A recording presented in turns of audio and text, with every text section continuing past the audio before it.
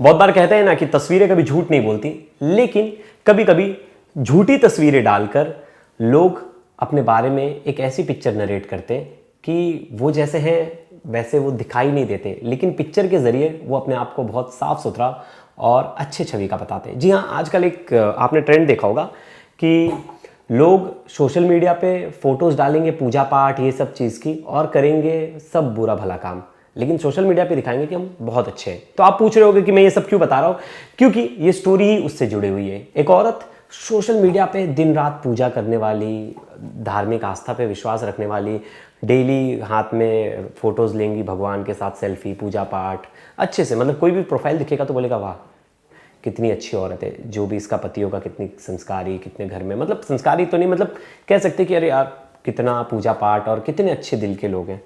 लेकिन वही औरत अपने पति का मर्डर प्लान करती है। किसने सोचा भी नहीं था कि जो सोशल मीडिया पे अपनी प्रोफाइल इस तरह से दिखा रहा है, जो अपने आप को लोगों के सामने इस तरह से रख रहा है, वो ही अपने पति की कातिल निकलेगी और अपने पति का मर्डर करवाए अपने बॉयफ्रेंड के साथ, वो भी इतनी छोटी सी चीज़ के लिए। और किसी का घर तोड़वा के पहले तो शादी की, मतलब वो आदमी की पहले से शादीशुदा था, उसका घर तोड़वाया, शादी की, फिर शादी करने के बाद उसका मर्डर करवा दिया। लालच इतना ज़्यादा था कि सोशल मीडिया पे नज़र नहीं आ रहा था। सोशल मीडिया पे तो बस उसकी अच्छी छवि थी कि वो पूजा पाठ करती है, सुबह शाम टाइम से उठती है, अच्छे अच्छे फ़ोटोज़ डालती है, भगवान के साथ दिन भर फ़ोटोज़ ही फ़ोटोज़। ऐसा लगता है कि इसके इतना तो कह सकते हैं ना कि कोई पूजा पाठ वाला है ही नहीं। तो ये कौन है? ये है रीना सिंधु। और रीना सिंधु की यही कहानी नहीं है, रीना सिंधु की बहुत लंबी कहानी, और इस वीडियो में हम चर्चा करेंगे कि क्यों अपने पति को मारा अपने बॉयफ्रेंड के साथ मिलकर, और क्या ऐसी चीज़ें थी जो इसे खटकने लगी थी, क्यों अपने पति की ही कातिल बन गई, और इनके पति जो थे इनके जाल में कैसे आ गए, इस वीडियो में मैं आपको बताऊंगा। तो लास्ट तक की वीडियो जरूर देखिएगा। नमस्कार, मेरा नाम है प्रवेश पांडे और आप देख रहे हो क्राइम तक। दिल्ली का एक परिवार, उसके जो मुखिया थे उनका नाम है रविंदर सिंह। उनकी उम्र 54 ईयर्स है और वो दिल्ली के राजौरी बाग में रहने वाले। और इनकी एक पहली शादी होती है तो जिनका नाम है आशा, और उनसे एक बेटा भी है जिसका नाम है हर्षित। अब क्या होता है कि 20 साल पहले ये इनके पड़ोस में, मतलब थोड़े से ही दूर में, मुरादाबाद में एक रीना सिंधु नाम की औरत रेंट पे रहती है और वो फिजियोथेरेपिस्ट थी। फिजियोथेरेपिस्ट आपको पता ही होगा, मतलब डॉक्टर की श्रेणी से थोड़ा सा अलग है, लेकिन अगर आपका एक्सीडेंट हो जाता है, कुछ भी हो जाता है, एक्सरसाइज कराने के लिए, बॉडी मूवमेंट कराने के लिए हम उस डॉक्टर के पास जाते हैं, वो हमें एक्सरसाइज करवाता है और उस बॉडी पार्ट को मूवमेंट में लाने की कोशिश करता है। तो रीना सिंधु वो काम करती थी, फिजियोथेरेपिस्ट डॉक्टर थी। अब क्या होगा कि एक रोज़ रविंदर सिंह की हाथ में मोच आ गया और वो चले जाते उस डॉक्टर के पास, और वहाँ से उन दोनों की दोस्ती शुरू होती है। एक्सरसाइज कराते कराते दोनों में दोस्ती शुरू हो जाती है और दिन पर दिन वो मिलते रहते और दोनों में प्यार हो जाता है। वैसे इसमें एक चीज़ गौर करने वाली थी, रविंदर की जो उम्र थी वो जो रीना है उससे 20 साल ज़्यादा थी, मतलब 20 साल बड़े हैं रविंदर, और फिर भी रीना उनसे प्यार मोहब्बत कर लेती है और दोनों धीरे धीरे अपने अफेयर को आगे बढ़ाते रहे और एक अलग जगह रीना कमरा लेके रहने लगे और ये उसके पास रेगुलर जाते रहे। अब जो रविंदर थे वो बहुत ज़्यादा पैसे वाले थे, अच्छी खासी प्रॉपर्टी थी, सब कुछ सही था।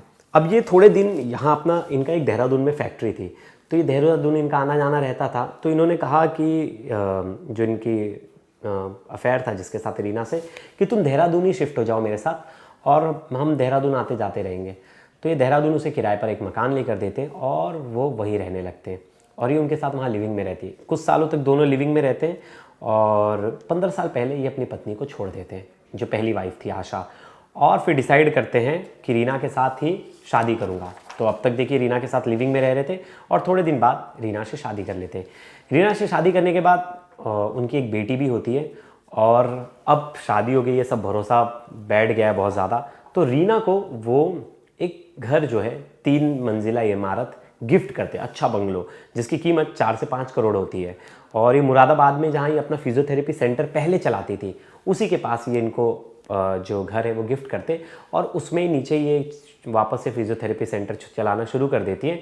और ऊपर एक जो फ्लोर होता है उसमें सैलून चलाने लगती है, बाकी फ्लोर पे ये लोग रह रहे थे।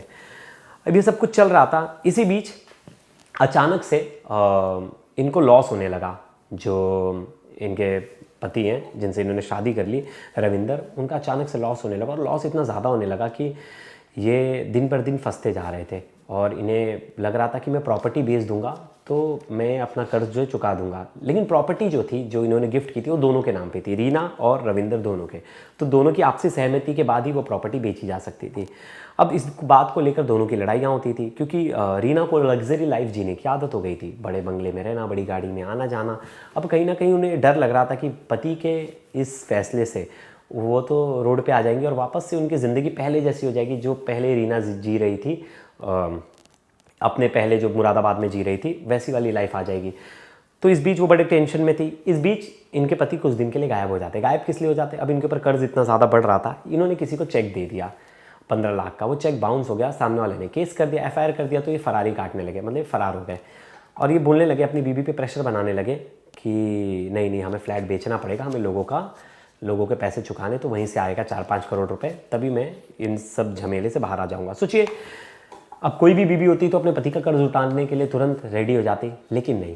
रीना को तो पहले से ही जो रविंद्र है उनमें इंटरेस्ट ही नहीं था, सिर्फ पैसे में इंटरेस्ट था। लेकिन उसने सोशल मीडिया पे अपनी ऐसी साफ सुथरी छवि बना के रखी थी कि कोई भी उसके जाल में फंस जाए। वो दिन रात भगवान के साथ फोटोज़, दिन भर दिखाना कि मैं पूजा पाठ करती हूँ, ऐसे। मतलब बहुत बार होता है ना कि बहुत लोग प्रोफाइल देख के जज कर लेते हैं कि अरे यार ये फोटोज़ ऐसी डाल रहा है, मतलब ये दिल का बहुत अच्छा है, मतलब देखो कितना पूजा पाठ करता है। इस तरह की छवि अपनी जो रीना है उन्होंने बना के रखी थी। अब इसी झांसे में रविंद्र फंस जाते हैं। लेकिन अब रीना के यहाँ एंट्री होती है एक लड़के की, जिसका नाम है पारितोष। पारितोष भी रीना से छोटा है और आता है अपने फिजियोथेरेपी का काम कराने की, एक्सरसाइज कराने, और वहीं दोनों का प्यार शुरू हो जाता है। अब रीना को एक तरफ डर था कि ये प्रॉपर्टी वगैरह जब भी रविंद्र आएगा बेचने को बोलेगा तो मैं उसे मना तो नहीं कर पाऊंगी, क्योंकि उसकी प्रॉपर्टी है। तो रीना बहुत टेंशन में आ जाती है, और रीना तब तक परितोष के साथ अफेयर में भी आ जाती है। दोनों का अफेयर चलता रहता है। फिर रीना उसे सच बताती है कि मेरे को रविंद्र पसंद ही नहीं था, लेकिन मैं उसके प्रॉपर्टी के चक्कर में मैंने उससे शादी कर ली। अब उसके पास कोई ऑप्शन नहीं था, क्योंकि ये घर बेच देते तो फिर रोड पे आ जाती। तब रीना यहाँ से अपनी शातिराना दिमाग चलती और कहती है पारितोष को कि मैं तुम्हें 10 लाख रुपए दूंगी और तुमसे शादी भी कर लूँगी, लेकिन उसके बदले तुम्हें मेरा एक काम करना पड़ेगा। तो पारितोष जो है रेडी हो जाता है, बोलता है बताओ क्या करना है। वो पारितोष से कहती है कि तुम्हें मेरे पति का मर्डर करना पड़ेगा, और मैं इस मर्डर में तुम्हारा पूरा साथ दूंगी।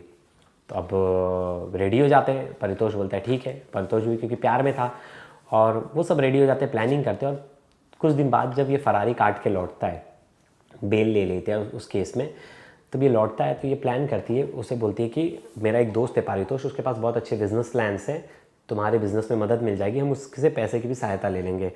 ये लोग चले जाते हैं बिजनौर पारितोष के घर पे, और पारितोष अपने घर में पहले से प्लान करके रखता है। यहाँ ये लोग रविंद्र को बहुत ज़्यादा शराब पिलाते हैं। शराब पिलाने के बाद जब वो नशे में हो जाता है और बेहोशी की हालत में चला जाता है, तो पारितोष उसे फावड़े से मारता है, और बीबी बताती कि गले पे मारो, हाथ पे मारो, पैर पे मारो, और तब तक मारते हैं फावड़े से जब तक कि उसकी मौत नहीं हो गई। अब समझे, मौत तो 1 तारीख को इन्होंने मर्डर प्लान करके 1 तारीख को मर्डर कर दिया, लेकिन डेड बॉडी को अपने पास ही रखते हैं। 2 जून को ये बिजनौर से गाड़ी लेकर निकलते हैं और चले जाते हैं उत्तराखंड के रामनगर, और वहीं बीच में एक इलाका पड़ता है कोटद्वार, वहाँ इनकी डेड बॉडी फेंक देते हैं। अब तक किसी को कुछ भी नहीं पता है, क्योंकि घर वालों से रविंद्र मतलब नहीं रख रहा था, उसने दूसरी शादी कर ली थी, पहली बीवी को कोई लेना देना नहीं था, वो इसकी बातचीत नहीं थी। अब ये जो कोटद्वार, देहरादून, मतलब आप उत्तराखंड में जो लोग रहते हैं उन्हें पता होगा, उत्तराखंड में एक जगह कोटद्वार जंगल वाला इलाका है, थोड़ा पहाड़ वाला इलाका है, वहाँ फेंक देते। पुलिस को जब डेड बॉडी मिलती है तो पुलिस को लगता है एक्सीडेंट केस है। 5 तारीख को, देखिए 1 तारीख को मर्डर, 2 तारीख को डेड बॉडी फेंकी, 5 तारीख को पुलिस को डेड बॉडी मिलती है। पुलिस को लगता है कि ये एक्सीडेंट है, लेकिन पुलिस डेड बॉडी को पोस्टमार्टम को भेजती है तो पता चलता है कि ये तो मर्डर है। फिर पुलिस उस बॉडी की शिनाख्त करती है और बॉडी के बारे में जानकारी निकालती है कि किसकी है, तो पता चलता है कि ये रविंद्र की डेड बॉडी है। रविंद्र के भाई रमेश को बुलाया जाता है। रमेश बताता है कि हाँ ये मेरे ही भाई है। इसके बाद पुलिस CCTV फुटेज खंगालने लगती है। पुलिस CCTV फुटेज खंगाल रही थी, उस बीच एक गाड़ी दिखती है। गाड़ी का 2 बार मूवमेंट दिखता है उसी एरिया में, और टाइम पीरियड पुलिस लॉक कर लेती है CCTV फुटेज में। तो पुलिस को पता चलता है ये गाड़ी तो ये तो गाड़ी इन्हीं की है, रविंद्र की, और ये गाड़ी वापस जा रही है, मतलब कोई इन्हें लाया, यहाँ फेंका और इनकी गाड़ी वापस लेके गया, और उस गाड़ी को ले जाकर इन लोग ने नोएडा में खड़ा कर दिया। अब उसमें लास्ट फुटेज में भी ये लोग आ गए कि वो गाड़ी लेके जा रहे थे। 2 टोल भी होता है नोएडा जाने तक, देहरादून से और वहाँ उत्तराखंड से नोएडा जाने के लिए, तो 2 टोल थे। उन दोनों टोल में इन दोनों की तस्वीर आ गई। पुलिस ने इन दोनों को बुलाया, सख्ती से पूछताछ की, तो ये झूठ बोल नहीं पाए क्योंकि इनकी मोबाइल लोकेशन सब कुछ वहीं की मिली, और ये लोग पकड़ा गए। और पकड़ाने के बाद इन्होंने अपना सच बता दिया। तो जो सबसे शॉकिंग फैक्ट था पुलिस इन्वेस्टिगेशन में, रीना ने कहा कि मैंने अपने इसी प्रोफाइल के ज़रिए मैंने इन्हें फंसाया कि मैं बहुत सभ्य लड़की हूँ, मैं बहुत अच्छे ख्यालात की लड़की हूँ, मैं बहुत अच्छा सोचती हूँ। तो उन्होंने मुझ पर विश्वास कर लिया, लेकिन मेरी नज़र इनके पैसों पे थी, मुझे इनमें इंटरेस्ट ही नहीं था। लेकिन मुझे लगा कि अगर ये कर्ज़े में जा रहे और ये अपना घर बेच देंगे तो मैं तो सड़क पे आ जाऊंगी और मेरी वो जो लग्जरी लाइफस्टाइल थी वो कहीं ना कहीं फिर पुराने हालातों में मैं चली जाऊंगी जैसे मैं पहले जी रही थी। और मैं ऐसा नहीं चाहती थी, क्योंकि मैंने इससे शादी की थी लग्जरी जीने के लिए। और जिसके बाद मुझे जब लगा कि ये पॉसिबल नहीं हो सकता, तब मैंने प्लान किया इनका मर्डर करने का। और फिर रीना ने इनका मर्डर करवा दिया और ख़ुद भी इसमें शामिल थी। तो इसलिए बहुत बार ऐसा मैं कहता हूँ कि जो लोग सोशल मीडिया देख के शादी के लिए वो करते, प्लान करते कि सोशल मीडिया पे प्रोफाइल देख के लोगों को जज करते, तो मुझे लगता है जज नहीं करना चाहिए। क्योंकि एक कहावत मैंने देखी थी और एक इंस्टाग्राम पे पोस्ट आया था, वो आपको भी आया होगा, कि बहुत बार जो मंदिर जाते हैं डेली वो लोग ऐसा क्राइम कर देंगे जिसके बारे में आपने सोचा नहीं होगा। और जो आदमी पता चला डेली शराब पीता है वो दिल का सच में बहुत अच्छा होगा। तो किसी की सोशल मीडिया प्रोफाइल कौन कैसा दिखता है, क्या करता है, उसकी पर्सनालिटी से उसे जज नहीं कर सकते। और ये में हम सब के लिए एक ये खबर जो है और ये जो न्यूज़ है, हम सब के लिए आपस में मैसेज है कि हर चीज़ जो सोशल मीडिया पे दिखाई जाती है वैसी है नहीं, उसके पीछे कुछ अलग कहानी है। तो इसलिए आप किसी भी को भी जज कर रहे हो तो उसके सोशल मीडिया प्रोफाइल से बिल्कुल ना जज करें, क्या पता पर्दे के पीछे कुछ बात और है। तो दोस्तों ये खबर आपको कैसी लगी, ये स्टोरी आपको कैसी लगी, ज़रूर बताइएगा, ढेर सारे कमेंट कीजिएगा। तब तक के लिए धन्यवाद।